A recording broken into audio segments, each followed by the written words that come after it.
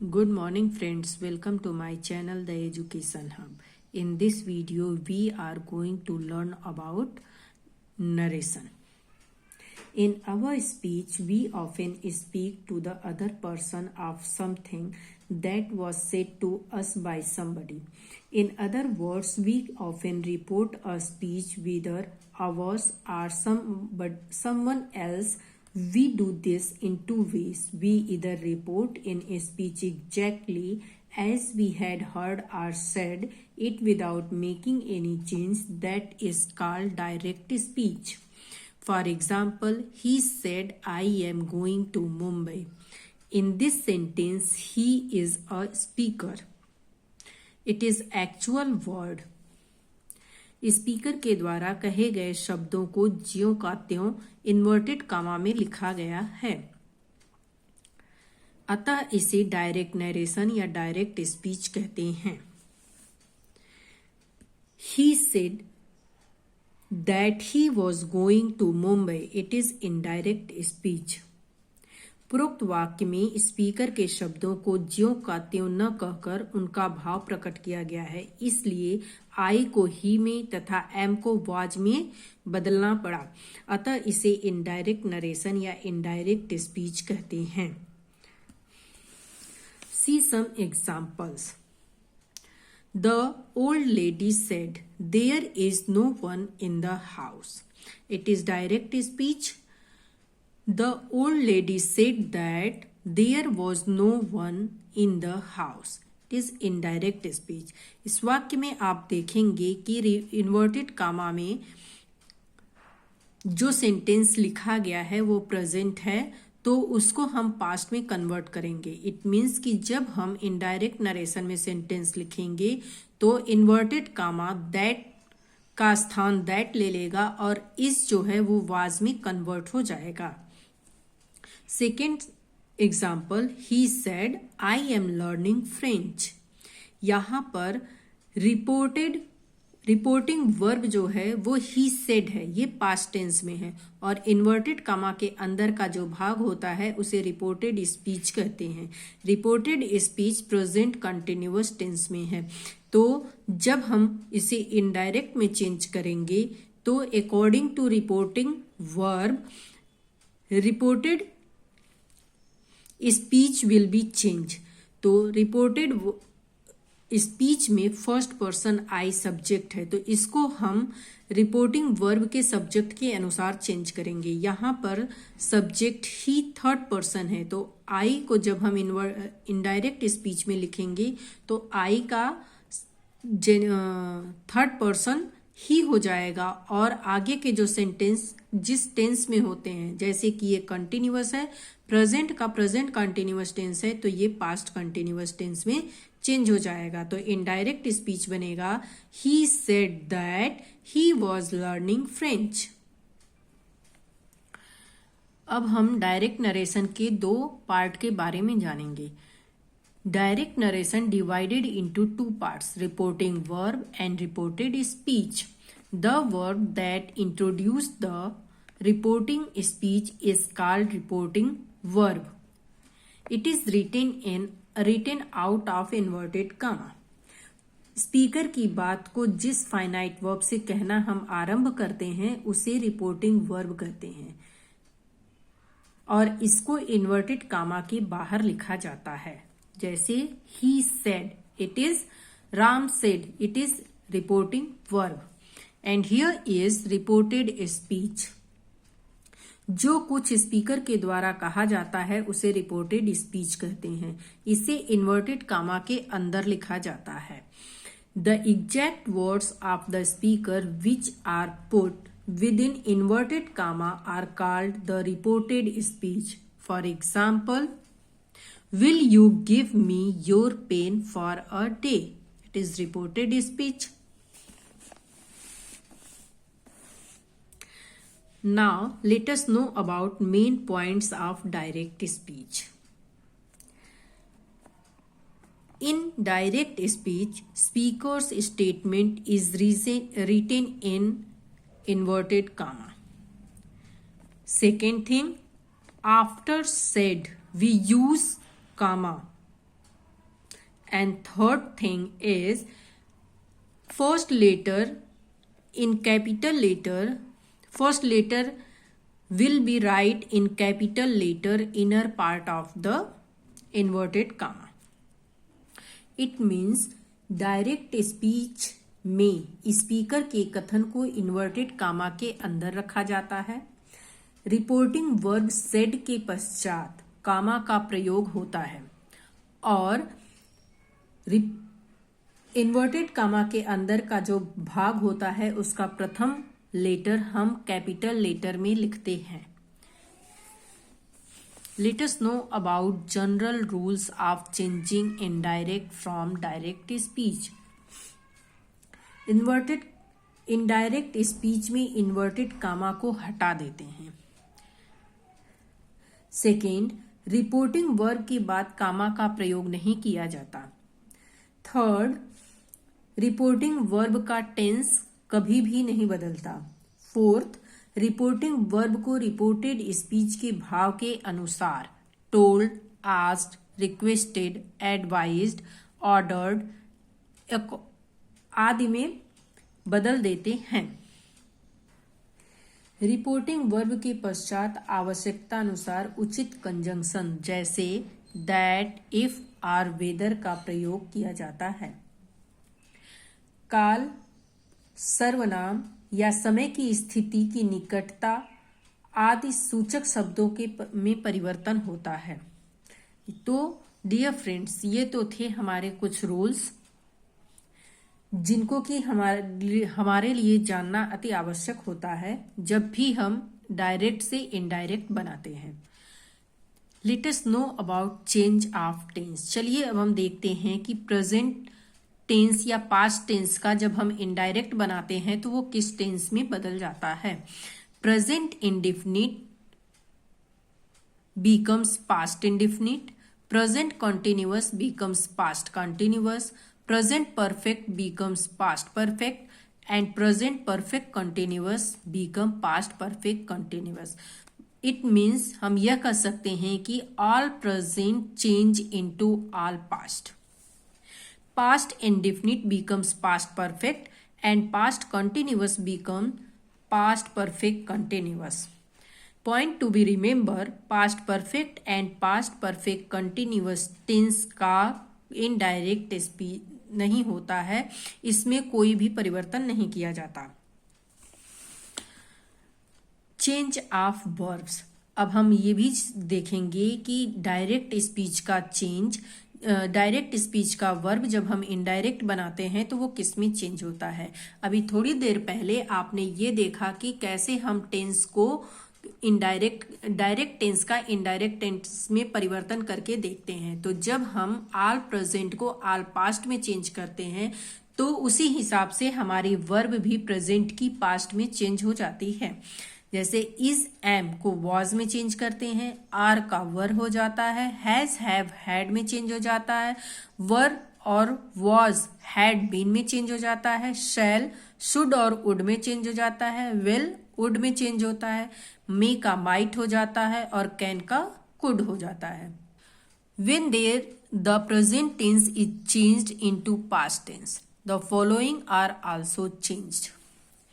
This, these becomes that, those, hither becomes thither, now becomes then, today becomes that day, tomorrow becomes the next day, yesterday becomes the previous day, last night becomes the previous night, ago becomes before, tonight becomes that night, just become then, come become go, here become there, hence becomes thence, thus becomes so, and last week becomes the previous weeks. Here is given how to change of person. First person को हम according to subject change करते हैं, second person को according to object change करते हैं और third person को no change करते हैं। मतलब कि थर्ड पर्सन में कोई परिवर्तन नहीं होता। और ये जो परिवर्तन है, ये जो चेंजेस है, ये अकॉर्डिंग टू रिपोर्टेड वर्ब किया जाता है। Let us clear our concept with the help of examples. Direct speech है, He said to her, you are happy. इसका इनडायरेक्ट होगा he told her that. Said to को told में convert करते हैं और दैट को इन्वर्टेड कामा की प्लेस पर लिखते हैं। Then you are happy, it is present tense, तो हम इसका जब इनडायरेक्ट बनाएंगे तो ये पास्ट में कन्वर्ट हो जाएगा। और यू जो कि ऑब्जेक्ट है, ये सेकेंड पर्सन है, तो इसको हम ऑब्जेक्ट के अनुसार चेंज करेंगे।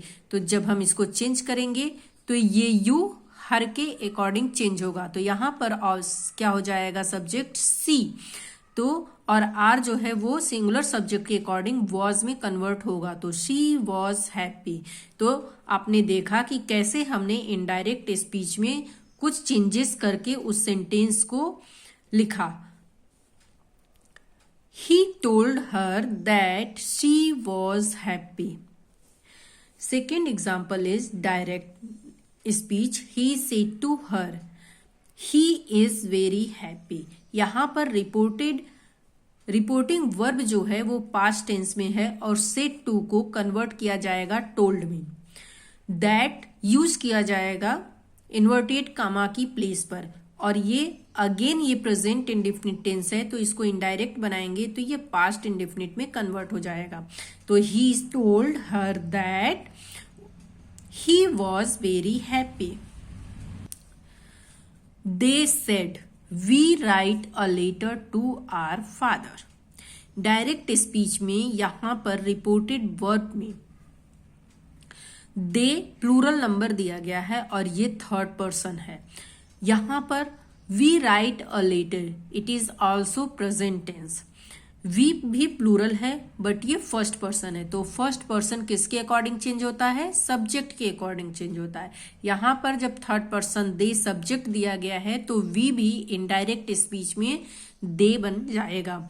दे सेड दैट, यहां सेड ओनली है इसलिए सेड को इनडायरेक्ट में सेड के रूप में ही लिखेंगे। रोट, रोट क्यों लिखा गया, क्योंकि यहां पर ये प्रेजेंट इंडेफिनिट है और प्रेजेंट इंडेफिनिट में हम मेन वर्ब का यूज करते हैं, तो और पास्ट में क्या करते हैं, वर्ब टू का यूज करते हैं। तो they wrote a letter to dear father. Dear यहां इसलिए लिखा गया क्योंकि ये दे का ऑब्जेक्ट होता है और यहां पर आवर जो है ये वी का ऑब्जेक्ट है। Direct Ram said I have done my homework. Ram ने कहा मैंने अपना होमवर्क कर लिया है। तो जब हम इसको इनडायरेक्ट में लिखेंगे तो लिखेंगे Ram said that he had done his homework. Ram ने कहा कि उसने अपना होमवर्क कर लिया है। Let us know about how to change assertive sentence into indirect speech. If the reporting verb, the main verb is the first part of the sentence before comma is in the present or the future tense, the tense of the verbs in the reported speech will not change. For example, Mummy says, I will write a letter. It means कि यदि reported verb का first letter out of inverted comma says ये present में है या future में है तो इसको एज इट इज राइट करेंगे। इस तरह के वाक्यों में सिर्फ पर्सन चेंज होगा और टेंस चेंज होगा, इसके अलावा जो रिपोर्टेड वर्ब है वो चेंज नहीं होगी। फॉर एग्जाम्पल देखिए कि the girl says they may not sing today. यहां पर से ये प्रेजेंट इंडेफिनिट का वर्ब है और ये रिपोर्टेड वर्ब का वर्ब है। आगे जो आपने देखा है इन्वर्टेड कामा में लिखा हुआ सेंटेंस ये प्रेजेंट इंडेफिनिट का है। तो जब हम इसको इनडायरेक्ट बनाएंगे तो द गर्ल से चेंज इनटू से, इसमें कोई परिवर्तन नहीं होता क्योंकि रिपोर्टेड वर्ब जो है वो प्रेजेंट इंडेफिनिट का है। दैट को इन्वर्टेड कामा के लिए यूज करते हैं और उसके बाद दे यहां पर यूज किया गया है गर्ल्स के लिए, तो ये दोनों ही थर्ड पर्सन सब्जेक्ट हैं। May not sing today. Direct speech mummy will say, यहां पर जो रिपोर्टेड वर्ब है ये फ्यूचर टेंस में है। विल मोडाल्स के साथ से का यूज किया गया है। I have not done my work. तो इसका इनडायरेक्ट बनाएंगे तो ये हो जाएगा mummy will say that she, here she is used for mummy. Has not done, why we used has, because it is singular subject. Done her work, यहां पर her she के लिए आया है और शी जो है वो किसके लिए आया है, मम्मी के लिए आया है. तो देखिए वर्ब को कैसे चेंज करते हैं. अगर प्रेजेंट टेंस में से टू है तो उसको टेल लिखेंगे, सेज टू है तो उसको टेल्स लिखेंगे, और पास्ट टेंस में से टू को टोल्ड में कन्वर्ट कर देते हैं. इसका दूसरा रूल है if reporting verb is in past tense. यदि रिपोर्टिंग वर्ब जो है वो पास्ट टेंस में है तो tense of the verb in reported speech will be change. तो जो रिपोर्टेड स्पीच का वर्ब है वो चेंज हो जाएगा into their corresponding past tense. Past tense के रूल के अकॉर्डिंग, उसके वर्ब के अकॉर्डिंग चेंज हो जाएगा. कहने का आशय यह है कि रिपोर्टेड स्पीच के टेंस परिवर्तन का जो नियम है वो बहुत ही महत्वपूर्ण है, और इस परिवर्तन केवल तभी होता है जब रिपोर्टिंग स्पीच की क्रिया पास्ट टेंस में होती है. रिपोर्टिंग स्पीच की क्रिया प्रेजेंट टेंस या फ्यूचर टेंस में हो तो रिपोर्टेड स्पीच का टेंस नहीं बदलता. जैसे कि आप एग्जाम्पल देखिए, the boy said to his friend, it is the part of reporting verb and inside the inverted comma this is the present indefinite tense. I write every day. said to को told में convert करते हैं. तो जब हमने इसका indirect बनाया तो लिखा the boy told his friend that. यहां पर दैट इन्वर्टेड कामा के लिए यूज किया गया है. और आई राइट एवरी डे तो इसका हो जाएगा ही रोट एवरी डे. ही यहां पर आई के लिए आया है क्योंकि आई यहां किसके लिए यूज किया गया है, वर्ब के, द बॉय के लिए यूज किया गया है जो कि रिपोर्टिंग वर्ब का सब्जेक्ट है.